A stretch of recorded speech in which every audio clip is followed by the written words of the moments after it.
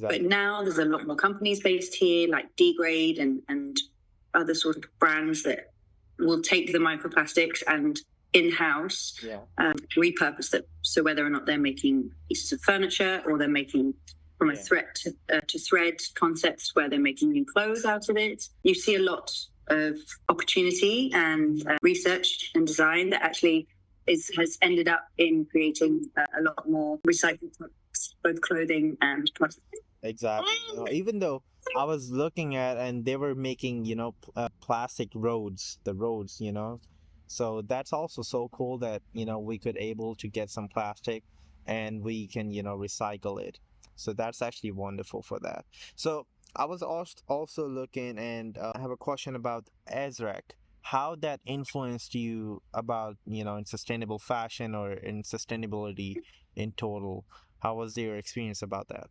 So, ASRAC and sustainable fashion are one is part of the other, for example. So, ASRAC is the Marine Conservation Society that I'm a board member of, and we focus on the marine ecosystem throughout the UAE. So, we look at everything from the coral life to mangroves, which helps sequester carbon and are also native to our area, which is really important because you can't put in a new plant life that doesn't have the ability to survive our temperatures, both Exactly. in the water and out. So mangroves are sustainable and they do thrive in certain areas in the UAE, like in Quain and Abu Dhabi. So we see a lot of benefit by planting those. Coral life, again, Dubai is too hot as a coastline. It's actually the hottest coastline in the whole Gulf. But just around the corner, Sharjah and Fujairah and Quain, you start to see more and more cold spots that actually allow coral reproduction. So we've had a lot of success with coral nurseries Wow. that we support in these areas. And we also look at, not just what's under the water, but what we're putting into the water. So things like sustainable fashion is one of our pillars that comes under microplastics and plastic debris.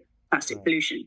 Not many people realize that obviously the fashion industry is one of the biggest polluters in the world Second. for Yeah. not just carbon footprint, the chemical dyes that they use, but also the microplastics that come off non-sustainable clothing material like Polyester and synthetics, exactly, acrylic, nylon, polyester, rayon, all of the ones that are not made, using plants. So cotton, linen, and flax, hemp, exactly. bamboo. These are all much more sustainably minded because they'll biodegrade naturally. So every time you wash something that's a synthetic fiber through the grey water in the washing machine, it's likely to deposit microplastics in the ocean without you even trying. So we're facing much bigger problems with much smaller pieces of plastic nowadays. No.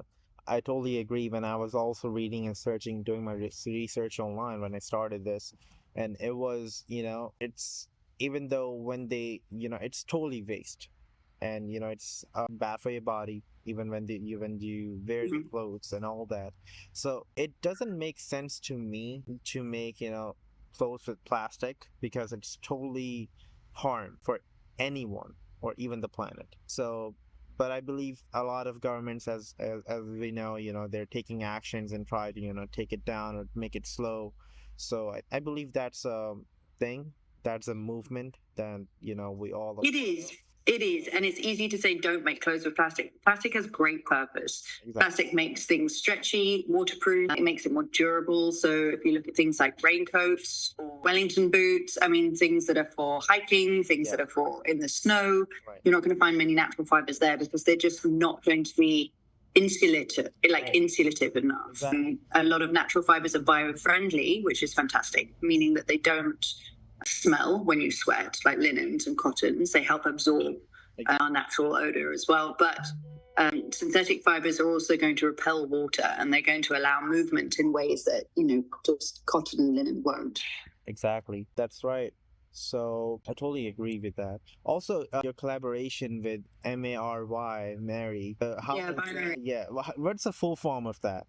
So during COVID, obviously, we were all, stuck indoors, and there were a lot of people who I would say, turned a bit more creative or turned their hand towards creativity because we were looking at things to do within our own home. One of the areas for me that was sort of an unfulfilled idea was I did a fashion design degree at university. With a pathway in fashion promotion and enterprise. Having done the degree, I realized that it was so carbon heavy and I had no desire to sort of create my own line.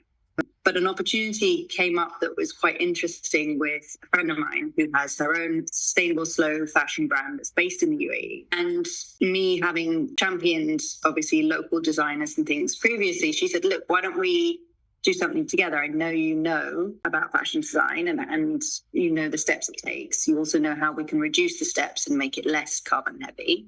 And, we created something that both of us decided would be items that A, we would wear, and B, they would be seasonless. So all natural fibers, predominantly linens. Wow. Organic linens. Okay. But it meant that they would, be able to be bought not just for one season. No, yeah. So I would say that if we put some thoughts into it, even though I'm not totally against plastic, because being honest, I don't think we could, but plastic has a big life impact on our lives now, and it's very hard to get rid of it.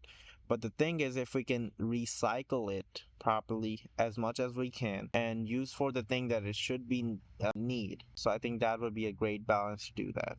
And even though starting a clothing line and making new clothes, as we all know, there's enough clothes made for the next 6 generations, so we don't need any more clothes. Even though I started the clothing line, and my point of view, or what I tell people is, I said, everything that you need is already in your wardrobe. Whenever you need something to wear, just open your drawer, open your wardrobe, everything is in there.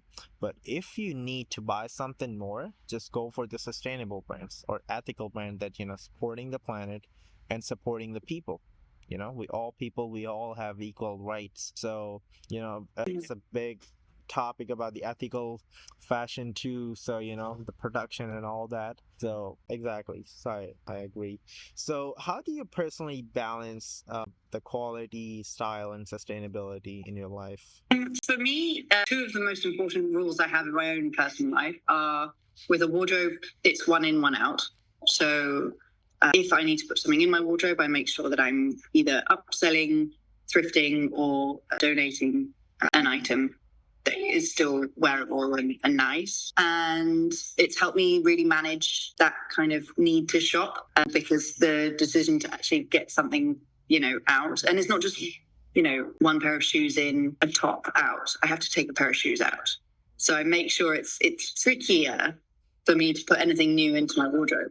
And the second thing for me is I shop secondhand first. So if I can find it secondhand, which has reduced its carbon footprint by 68% anyway, just by shopping secondhand, then I'm happy to buy it.